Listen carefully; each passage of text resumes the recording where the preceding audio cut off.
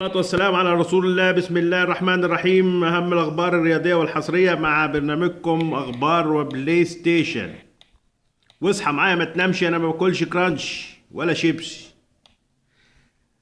المباراة سخنة يا جماعة من أولها، والخبر الأول بيقول اتحاد الكرة يستقر على بداية الدوري الجديد 9 ديسمبر المقبل.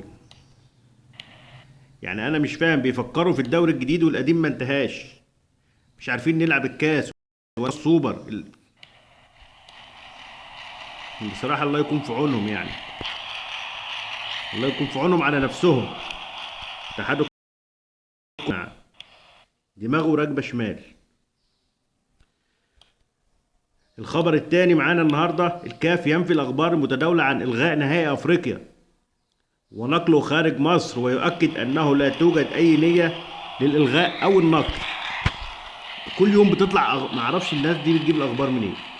كل يوم حاجة جديدة، ده الكاف هيتنقل، ده الكاف هيتشال، ده النهائي هيتنقل.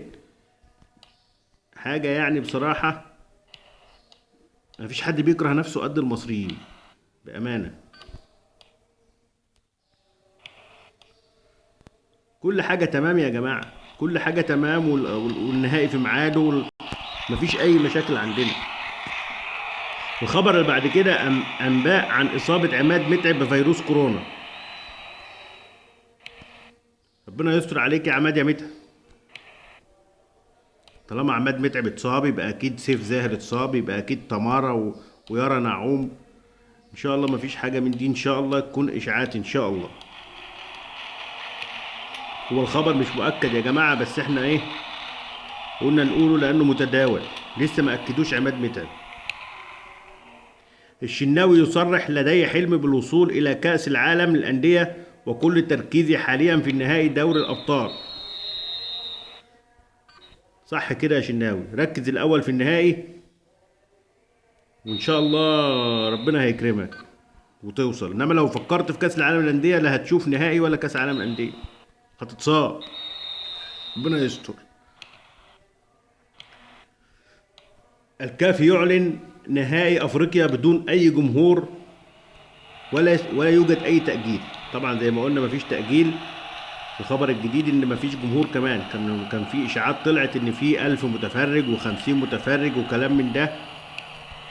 مفيش كلام من ده يا جماعه. بدون جمهور، الناس خايفه من الكورونا. اصابه اجاي لا تؤثر على تواجده في نهائي افريقيا. من الاخر كده يا جماعه مفيش اصابات، مفيش اصابات في الاهلي. وجون جون جون يا جماعه، قلت لكم مفيش اصابات في الاهلي، والاهلي جاهز. وكل الناس بتتكلم عايزه تشتت تركيز الفريق. فريق الاهلي جاهز يا جماعه، وكهربا هيكون جاهز ان شاء الله يوم الاحد الجاي. لو الراجل عايز يلعبه هيلعبه في ده في الكاس، في ماتش الكاس. كل اللاعبين لاعبي الاهلي جاهزين، حتى محمد هاني ما اصابته خفيفه جدا وبدا يتدرب. ربنا يوفق ان شاء الله. عودة الدوليين والعائدين من الاعارات والصفقات الجديدة في مران الاهلي اليوم. يا جماعة النهاردة الاهلي كان فيه 50 لاعب في التدريب. 50 لاعب. موسيماني بيتدلع وهو بيتدرب. عنده وفرة في اللاعبين بطريقة فظيعة. يا مروان ربنا يوفق بقى ويقدر يختار سكواد جديد للسنة الجديدة. خصوصا ان احنا عارفين ان بطولة افريقيا اللائحة الجديدة بتضم ممكن تسجل 50 لاعب و40 لاعب. هنشوف ايه اللي هيحصل. واخر خبر معانا اصابة كهربا ومجدي قفشة. دي كلها اشاعات يا جماعة. قفشة خبطة عادية، الواحد بياخد غرزة وينزل يكمل الماتش، دي مش حاجة صعبة يعني. وعبد الحفيظ يصرح لا صحة لطلب سان داونز ضم أشرف الشحات. ده خبر قديم بس قلنا نقوله لأنه قاله امبارح.